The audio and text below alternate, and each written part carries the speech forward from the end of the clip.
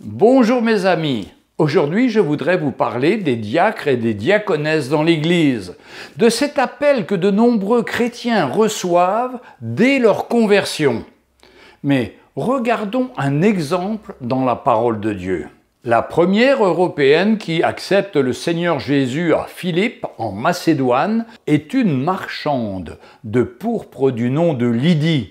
Ce fut pendant le second voyage missionnaire de l'apôtre Paul que l'Évangile pénétra pour la première fois en Europe. L'apôtre Paul allait arriver en Europe, il n'avait cependant pas le sentiment d'aborder un nouveau continent, car la distinction entre l'Asie et l'Europe n'existait pas encore.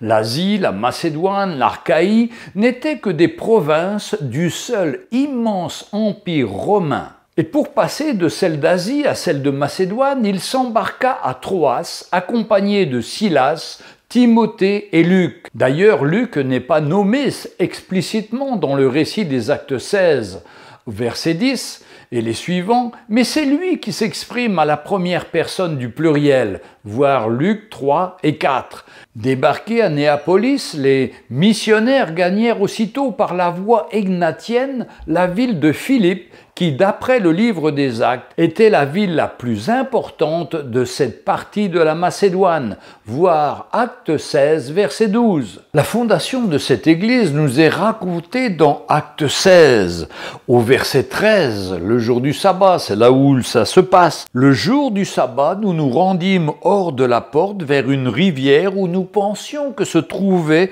un lieu de prière. Nous nous assîmes et nous parlâmes aux femmes qui étaient réunies. L'une d'elles était Lydie, marchande de pourpre de la ville de Tyriade. Et c'était une femme craignant Dieu. Dans le verset 40, on termine le chapitre 16. Il nous est dit, quand ils furent sortis de la prison, et ils entrèrent chez Lydie, et après avoir vu et exhorté les frères, ils partirent. Cela nous montre bien qu'ils sont entrés dans cette maison et que cette proposition qu'avait fait Lydie de mettre ses biens au service de l'Église a été honorée et que Dieu a béni cette femme, a béni aussi ses serviteurs. Quelle grâce quand quelqu'un met ses biens au service du Seigneur. Et là, le Seigneur bénit celui qui fait cela. Il lui met une récompense, soit déjà sur terre, mais surtout là-haut dans les cieux. Que le Seigneur vous encourage à faire aussi, à avoir ce cœur large pour l'œuvre de Dieu. Par contre, l'apôtre ne reviendra à Philippe que quelques années plus tard, vers la fin de son séjour à Éphèse. Il se rendit en Macédoine à différentes reprises. Sa dernière visite au cher Philippiens, qu'il appelait sa joie et sa couronne, Philippiens 4, verset 1, eut lieu quelques mois avant son arrestation. Mais le fait important, c'est l'acceptation de l'Évangile par cette femme marchande de pourpre de la ville de Tyriade, à Kizar, actuellement en Turquie. Écoutez ce merveilleux texte. Acte 16, verset 14. L'une d'elles, nommée Lydie, marchande de pourpre de la ville de Thyatire, était une femme craignant Dieu, et elle écoutait le Seigneur qui lui ouvrit le cœur pour qu'elle soit attentive à ce que disait l'apôtre Paul. Lorsqu'elle eut été baptisée avec sa famille, elle nous fit cette remarque: « Si vous me jugez fidèle au Seigneur, entrez dans ma maison et demeurez-y. » Et elle nous pressa par ses instances. D'abord, le Seigneur Jésus ouvrit le cœur de cette femme. Elle reçut Jésus comme Sauveur et Seigneur, puis elle se fait baptiser avec sa famille et de suite, elle propose ses services. « Entrez dans ma maison et demeurez-y. » Et elle nous pressa par ses instances. Aujourd'hui, quand nous prêchons l'Évangile, nous trouvons des personnes avec cette même soif, servir le Seigneur. Alors, comment les accueillir dans nos différentes églises? Dieu, dans sa sagesse, a déjà tout préparé et sa parole nous donne la structure que doit avoir chaque église locale pour accueillir les nouveaux dans une assemblée où les diacres et les anciens sont déjà en place. Chaque nouveau converti qui brûle d'amour pour son Seigneur a envie de le servir par tous les moyens dont il dispose, ou alors en s'intégrant à un service déjà actif dans l'Église. Voilà ce que doit être la structure normale et biblique d'une Église. Dans l'épître de Paul aux Philippiens, chapitre 1, verset 11, Paul et Timothée, serviteurs de Jésus-Christ, à tous les saints en Jésus-Christ qui sont à Philippe, aux évêques et aux diacres. Voyez, l'Église est composée, premièrement, les saints dans l'Église. Deuxièmement, les diacres, qui sont au service des uns et des autres. Troisièmement, les anciens.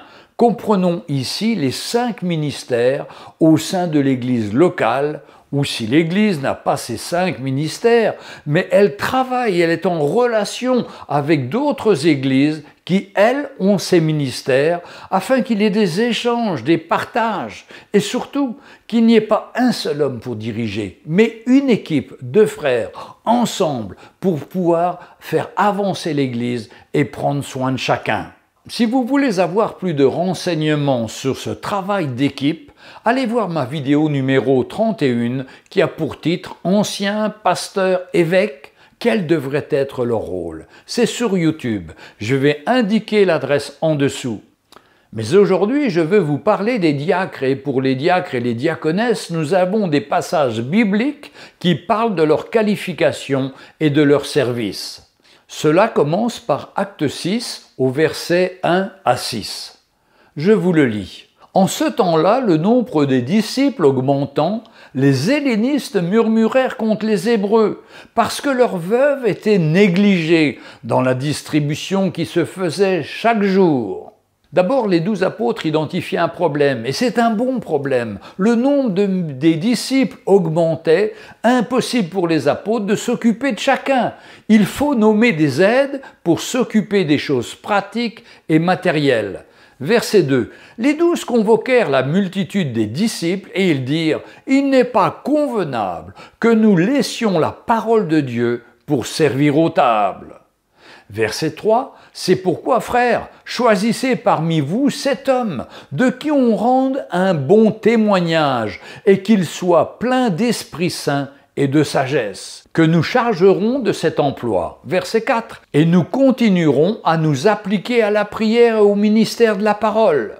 Le but est de laisser les apôtres s'appliquer à la prière et au ministère de la parole. Il propose à l'Assemblée qui accepte cette proposition, verset 5, cette proposition plut à toute l'Assemblée. Ils élurent Étienne, homme plein de foi et d'Esprit Saint, Philippe, Prochor, Nicadore, Timon, Parnéas et Nicolas, prosélytes d'Antioche. Verset 6, ils les présentèrent aux apôtres qui, après avoir prié, leur imposèrent les mains. Les qualificatifs de ces hommes devaient d'abord être remplis d'Esprit Saint et de sagesse. Un diacre n'est pas seulement quelqu'un qui sert, mais il doit avoir plein d'Esprit Saint et de sagesse, et il doit saisir le message de l'Évangile. Et le but est qu'il ne soit pas seulement une aide pour ranger les tables ou rendre service aux gens, mais d'abord rempli du Saint-Esprit, car c'est comme cela qu'ils vont pouvoir faire leur travail efficacement. Le mot diacre ou diaconesse veut dire serviteur, servante, ceux qui servent le Seigneur ainsi que les saints, d'une façon pratique. Les sœurs à l'œuvre sont clairement définies dans Romains chapitre 16 verset 1. Je vous recommande Phobé, notre sœur, qui est diaconesse de l'église de Cenchreae. Verset 2, afin que vous la receviez en notre Seigneur d'une manière digne des saints et que vous l'assistiez dans les choses où elle aurait besoin de vous, car elle a donné aide à plusieurs et à moi-même. Les caractéristiques communes aux diacres et aux diaconesses sont définies dans 1 Timothée chapitre 3, versets 8 à 10. Je vous le lis. Les diacres aussi doivent être honnêtes, éloignés de la duplicité, des excès de vin, d'un gain sordide, conservant le mystère de la foi dans une conscience pure. Verset 10, il est dit qu'on les éprouve d'abord et qu'ils exercent ensuite leur ministère, s'ils sont sans reproche. Voici un point très important.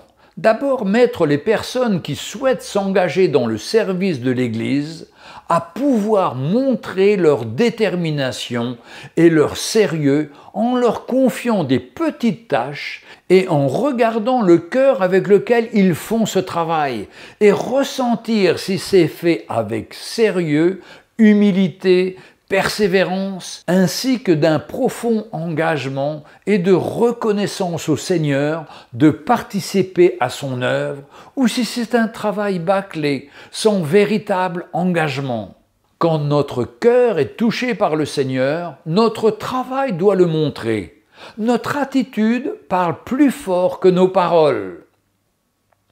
Ils doivent être éprouvés d'abord pour être approuvés. L'apôtre conclut en disant qu'ils doivent être sans reproche. Quelques versets suivants de 1 Timothée 3, versets 11 à 13, Paul parle aux sœurs, les diaconesses. Les femmes de même doivent être honnêtes, non médisantes, sobres, fidèles en toutes choses. Les diacres doivent être mariés d'une seule femme et diriger bien leurs enfants et leur propre maison. Verset 13, « Car ceux qui remplissent convenablement leur ministère s'acquièrent un rang honorable et une grande assurance dans la foi en Jésus-Christ. » Les hommes et les femmes sont très souvent des diacres et des diaconesses remarquables et qui s'épanouissent dans le service du Seigneur. L'appel pour les sœurs au service ne transporte pas d'autorité pour diriger l'Église. Les sœurs sont pleinement à leur place pour servir, pour toujours être prêtes à aider, afin que les anciens puissent être libres pour accomplir le travail de Dieu, c'est-à-dire de se donner davantage à la prière et à la prédication, afin que l'œuvre de Dieu puisse avancer sans entrave, afin que l'organisation et que les différents services soient efficaces et à l'œuvre. Chacun dans son rôle, les anciens, les diacres et le peuple de Dieu, nous voyons cette équipe travailler ensemble et coopérer dans l'œuvre de Dieu. Et comme toute organisation, toute construction, chacun doit être à sa place. Et comme cela, l'œuvre de Dieu va continuer à avancer dans l'unité, dans la paix, dans la joie, chacun répondant à la responsabilité que le Seigneur lui a confiée. Et à ce moment-là, l'Église sera unie et forte. Pour les diacres, il n'y a pas grand-chose à ajouter. Je prie que le Seigneur puisse vous encourager et que les anciens de l'Église trouvent une place pour ceux et celles qui veulent servir le Seigneur et qui ont un cœur et veulent comprendre pleinement l'Évangile en se donnant eux-mêmes. Bien souvent, l'avenir d'un diacre est pour certains est de devenir un jour un ancien dans son église locale, exerçant l'un des 5 ministères, apôtres, prophètes, évangélistes, pasteurs, enseignants. Lors du choix des diacres dans Acte 6, ils choisirent Philippe, qui après avoir été diacre, va entrer dans le ministère d'évangéliste, dans le livre des Actes, toujours au chapitre 6, au sein de l'église locale de Jérusalem. Puis il est envoyé à Césarée. Là, il est avec ses filles, qui n'étaient pas prophètes, mais qui manifestaient le don de prophétie. Dans Acte 21, verset 8, la preuve est que le Saint-Esprit a suscité la venue du prophète Agabus de Judée pour prophétiser concernant la fin de la course de l'apôtre Paul. Vous trouverez ce passage dans Acte 21, verset 11. Conclusion. Quand l'Église fonctionne suivant le modèle biblique du Nouveau Testament, 2 facteurs participent étroitement à la croissance spirituelle et numéraire de l'Église locale. D'une part, le Saint-Esprit convainquant les nouveaux après leur conversion à s'intégrer dans l'Église locale. La mise en place des personnes actives dans les services de l'Église contribue à la vie de l'Église locale d'une manière naturelle et permanente, amenant à maturité de futurs ministères de façon spirituelle et permettant l'ouverture de nouvelles églises locales et par là la multiplication des églises. Une église avec une bonne structure, c'est l'avenir pour nos églises. Et c'est comme ça qu'elles se multiplient et qu'elles font de nombreux disciples à la gloire du Seigneur. Que le Seigneur vous bénisse et à bientôt.